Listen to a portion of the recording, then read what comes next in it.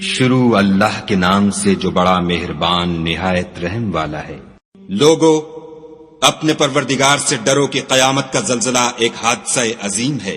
اے مخاطب، جس دن تو اس کو دیکھے گا اس دن یہ حال ہوگا کہ تمام دودھ پلانے والی عورتیں اپنے بچوں کو بھول جائیں گی اور تمام حمل والیوں کے حمل گر پڑیں گے، اور لوگ تجھ کو متوالے نظر آئیں گے مگر وہ متوالے نہیں ہوں گے بلکہ عذاب دیکھ کر مدہوش ہو رہے ہوں گے۔ بے شک خدا کا عذاب بڑا سخت ہے۔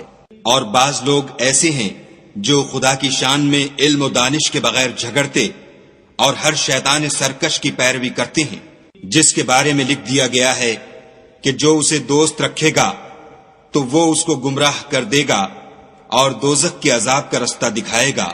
لوگو اگر تم کو مرنے کے بعد جی اٹھنے میں کچھ شک ہو تو ہم نے تم کو پہلی بار بھی تو پیدا کیا تھا، یعنی ابتدا میں مٹی سے، پھر اس سے نطفہ بنا کر، پھر اس سے خون کا لوتھڑا بنا کر، پھر اس سے بوٹی بنا کر، جس کی بناوٹ کامل بھی ہوتی ہے اور ناقص بھی، تاکہ تم پر اپنی خالقیت ظاہر کر دیں، اور ہم جس کو چاہتے ہیں ایک میعاد مقرر تک پیٹ میں ٹھہرائے رکھتے ہیں، پھر تم کو بچہ بنا کر نکالتے ہیں، پھر تم جوانی کو پہنچتے ہو، اور بعض قبل از پیری مر جاتے ہیں، اور بعض شیخ فانی ہو جاتے اور بڑھاپے کی نہایت خراب عمر کی طرف لوٹائے جاتے ہیں کہ بہت کچھ جاننے کے بعد بالکل بے علم ہو جاتے ہیں۔ اور اے دیکھنے والے، تو دیکھتا ہے کہ ایک وقت میں زمین خشک پڑی ہوتی ہے، پھر جب ہم اس پر مہ برساتے ہیں تو وہ شاداب ہو جاتی اور ابھرنے لگتی ہے اور طرح طرح کی بارونق چیزیں اگاتی ہے۔ ان قدرتوں سے ظاہر ہے کہ خدا ہی قادر مطلق ہے جو برحق ہے، اور یہ کہ وہ مردوں کو زندہ کر دیتا ہے، اور یہ کہ وہ ہر چیز پر قدرت رکھتا ہے، اور یہ کہ قیامت آنے والی ہے، اس میں کچھ شک نہیں، اور یہ کہ خدا سب لوگوں کو جو قبروں میں ہیں جلا اٹھائے گا۔ اور لوگوں میں کوئی ایسا بھی ہے جو خدا کی شان میں بغیر علم و دانش کے اور بغیر ہدایت کے اور بغیر کتاب روشن کے جھگڑتا ہے اور تکبر سے گردن موڑ لیتا ہے تاکہ لوگوں کو خدا کے رستے سے گمراہ کر دے، اس کے لیے دنیا میں ذلت ہے، اور قیامت کے دن ہم اسے عذاب آتش سوزاں کا مزہ چکھائیں گے۔ اے سرکش، یہ اس کفر کی سزا ہے جو تیرے ہاتھوں نے آگے بھیجا ہے، اور خدا اپنے بندوں پر ظلم کرنے والا نہیں۔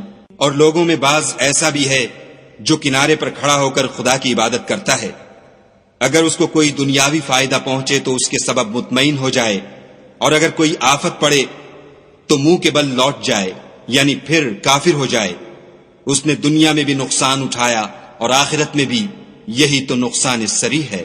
یہ خدا کے سوا ایسی چیز کو پکارتا ہے جو نہ اسے نقصان پہنچائے اور نہ فائدہ دے سکے، یہی تو پرلے درجے کی گمراہی ہے۔ بلکہ ایسے شخص کو پکارتا ہے جس کا نقصان فائدے سے زیادہ قریب ہے، ایسا دوست بھی برا اور ایسا ہم صحبت بھی برا۔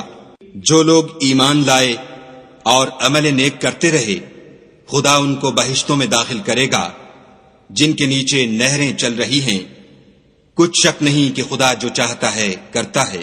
جو شخص یہ گمان کرتا ہو کہ خدا اس کو دنیا اور آخرت میں مدد نہیں دے گا تو اس کو چاہیے کہ اوپر کی طرف یعنی اپنے گھر کی چھت میں ایک رسی باندھے، پھر اس سے اپنا گلا گھونٹ لے، پھر دیکھے کہ آیا یہ تدبیر اس کے غصے کو دور کر دیتی ہے۔ اور اسی طرح ہم نے اس قرآن کو اتارا ہے جس کی تمام باتیں کھلی ہوئی ہیں، اور یہ یاد رکھو کہ خدا جس کو چاہتا ہے ہدایت دیتا ہے۔ جو لوگ مومن یعنی مسلمان ہیں اور جو یہودی ہیں اور ستارہ پرست اور عیسائی اور مجوسی اور مشرک، خدا ان سب میں قیامت کے دن فیصلہ کر دے گا۔ بے شک خدا ہر چیز سے باخبر ہے۔ کیا تم نے نہیں دیکھا کہ جو مخلوق آسمانوں میں ہے اور جو زمین میں ہے، اور سورج اور چاند اور ستارے اور پہاڑ اور درخت اور چارپائے اور بہت سے انسان خدا کو سجدہ کرتے ہیں، اور بہت سے ایسے ہیں جن پر عذاب ثابت ہو چکا ہے، اور جس شخص کو خدا ذلیل کرے اس کو کوئی عزت دینے والا نہیں۔ بے شک خدا جو چاہتا ہے کرتا ہے۔ یہ دو فریق ایک دوسرے کے دشمن اپنے پروردگار کے بارے میں جھگڑتے ہیں، تو جو کافر ہیں ان کے لیے آگ کے کپڑے قطع کیے جائیں گے، اور ان کے سروں پر جلتا ہوا پانی ڈالا جائے گا، اس سے ان کے پیٹ کے اندر کی چیزیں اور کھالیں گل جائیں گی، اور ان کے مارنے ٹھوکنے کے لیے لوہے کے ہتھوڑے ہوں گے۔ جب وہ چاہیں گے کہ اس رنج و تکلیف کی وجہ سے دوزخ سے نکل جائیں تو پھر اسی میں لوٹا دیے جائیں گے، اور کہا جائے گا کہ جلنے کے عذاب کا مزہ چکھتے رہو۔ جو لوگ ایمان لائے اور عمل نیک کرتے رہے، خدا ان کو بہشتوں میں داخل کرے گا جن کے تلے نہریں بہ رہی ہیں، وہاں ان کو سونے کے کنگن پہنائے جائیں گے اور موتی، اور وہاں ان کا لباس ریشمی ہوگا، اور ان کو پاکیزہ کلام کی ہدایت کی گئی اور خدائے حمید کی راہ بتائی گئی۔ جو لوگ کافر ہیں اور لوگوں کو خدا کے رستے سے اور مسجد محترم سے، جسے ہم نے لوگوں کے لیے یکساں عبادت گاہ بنایا ہے، روکتے ہیں، خواہ وہ وہاں کے رہنے والے ہوں یا باہر سے آنے والے، اور جو اس میں شرارت سے کجروی و کفر کرنا چاہے، اس کو ہم درد دینے والے عذاب کا مزہ چکھائیں گے۔ اور ایک وقت تھا جب ہم نے ابراہیم کے لیے خانہ کعبہ کو مقام مقرر کیا اور ارشاد فرمایا کہ میرے ساتھ کسی چیز کو شریک نہ کیجو، اور طواف کرنے والوں اور قیام کرنے والوں اور رکوع کرنے والوں اور سجدہ کرنے والوں کے لیے میرے گھر کو صاف رکھا کرو، اور لوگوں میں حج کے لیے ندا کر دو کہ تمہاری طرف پیدل اور دبلے دبلے اونٹوں پر جو دور دراز رستوں سے چلے آتے ہوں سوار ہو کر چلے آئیں، تاکہ اپنے فائدے کے کاموں کے لیے حاضر ہوں، اور قربانی کے ایام معلوم میں 4 پایاں مویشی کے ذبح کے وقت جو خدا نے ان کو دیے ہیں ان پر خدا کا نام لیں، اس میں سے تم خود بھی کھاؤ اور فقیر درماندہ کو بھی کھلاؤ۔ پھر چاہیے کہ لوگ اپنا میل کچیل دور کریں اور نظریں پوری کریں اور خانہ قدیم یعنی بیت اللہ کا طواف کریں، یہ ہمارا حکم ہے۔ اور جو شخص ادب کی چیزوں کی جو خدا نے مقرر کی ہیں عظمت رکھے تو یہ پروردگار کے نزدیک اس کے حق میں بہتر ہے۔ اور تمہارے لیے مویشی حلال کر دیے گئے ہیں سوا ان کے جو تمہیں پڑھ کر سنائے جاتے ہیں، تو بتوں کی پلیدی سے بچو اور جھوٹی بات سے اجتناب کرو، صرف ایک خدا کے ہو کر اور اس کے ساتھ شریک نہ ٹھہرا کر۔ اور جو شخص کسی کو خدا کے ساتھ شریک مقرر کرے تو وہ گویا ایسا ہے جیسے آسمان سے گر پڑے، پھر اس کو پرندے اچک لے جائیں یا ہوا کسی دور جگہ اڑا کر پھینک دے۔ یہ ہمارا حکم ہے۔ اور جو شخص ادب کی چیزوں کی جو خدا نے مقرر کی ہیں عظمت رکھے تو یہ فعل دلوں کی پرہیزگاری میں سے ہے۔ ان میں ایک وقت مقرر تک تمہارے لیے فائدے ہیں، پھر ان کو خانہ قدیم یعنی بیت اللہ تک پہنچنا اور ذبح ہونا ہے۔ اور ہم نے ہر ایک امت کے لیے قربانی کا طریق مقرر کر دیا ہے، تاکہ جو مویشی 4 پائے خدا نے ان کو دیے ہیں ان کے ذبح کرنے کے وقت ان پر خدا کا نام لیں۔ سو تمہارا معبود ایک ہی ہے، تو اسی کے فرما بردار ہو جاؤ اور عاجزی کرنے والوں کو خوشخبری سنا دو۔ یہ وہ لوگ ہیں کہ جب خدا کا نام لیا جاتا ہے تو ان کے دل ڈر جاتے ہیں، اور جب ان پر مصیبت پڑتی ہے تو صبر کرتے ہیں اور نماز آداب سے پڑھتے ہیں، اور جو مال ہم نے ان کو عطا فرمایا ہے اس میں سے نیک کاموں میں خرچ کرتے ہیں۔ اور قربانی کے اونٹوں کو بھی ہم نے تمہارے لیے شعائر خدا مقرر کیا ہے، ان میں تمہارے لیے فائدے ہیں، تو قربانی کرنے کے وقت قطار باندھ کر ان پر خدا کا نام لو۔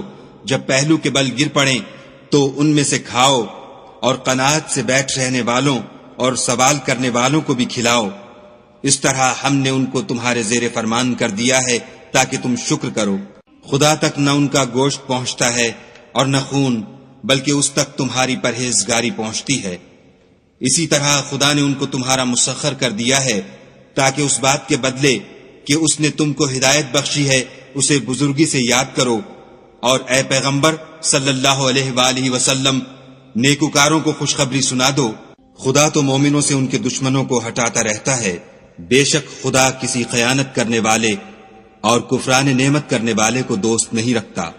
جن مسلمانوں سے خواہ مخواہ لڑائی کی جاتی ہے ان کو اجازت ہے کہ وہ بھی لڑیں، کیونکہ ان پر ظلم ہو رہا ہے، اور خدا ان کی مدد کرے گا، وہ یقیناً ان کی مدد پر قادر ہے۔ یہ وہ لوگ ہیں کہ اپنے گھروں سے ناحق نکال دیے گئے، انہوں نے کچھ قصور نہیں کیا، ہاں یہ کہتے ہیں کہ ہمارا پروردگار خدا ہے۔ اور اگر خدا لوگوں کو ایک دوسرے سے نہ ہٹاتا رہتا تو راہبوں کے صومعے اور عیسائیوں کے گرجے اور یہودیوں کے عبادت خانے اور مسلمانوں کی مسجدیں جن میں خدا کا بہت سا ذکر کیا جاتا ہے گرائی جا چکی ہوتی، اور جو شخص خدا کی مدد کرتا ہے خدا اس کی ضرور مدد کرتا ہے، بے شک خدا توانا اور غالب ہے۔ یہ وہ لوگ ہیں کہ اگر ہم ان کو ملک میں دسترس دیں تو نماز پڑھیں اور زکوٰۃ ادا کریں اور نیک کام کرنے کا حکم دیں اور برے کاموں سے منع کریں، اور سب کاموں کا انجام خدا ہی کے اختیار میں ہے۔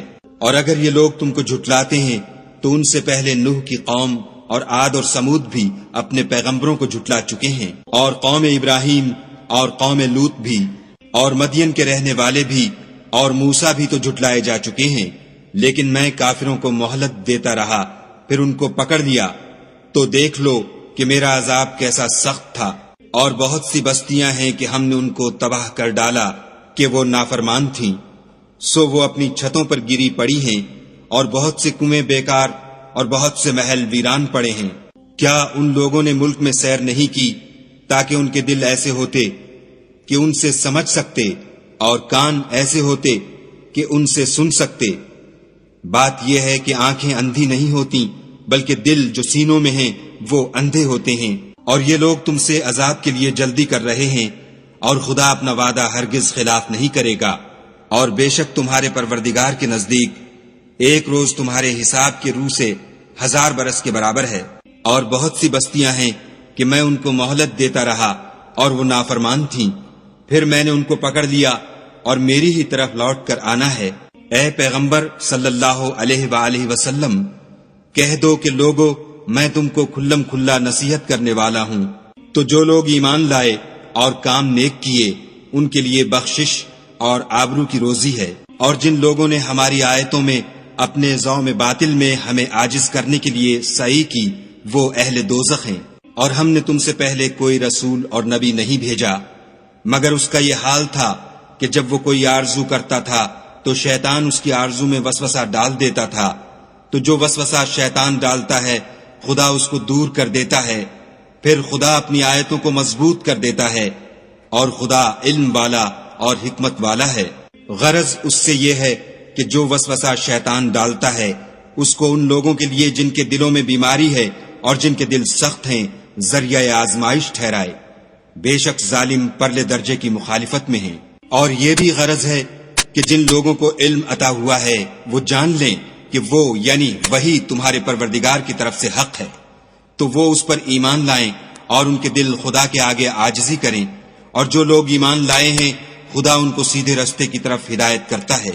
اور کافر لوگ ہمیشہ اس سے شک میں رہیں گے یہاں تک کہ قیامت ان پر ناگہاں آ جائے یا ایک نامبارک دن کا عذاب ان پر آ واقع ہو۔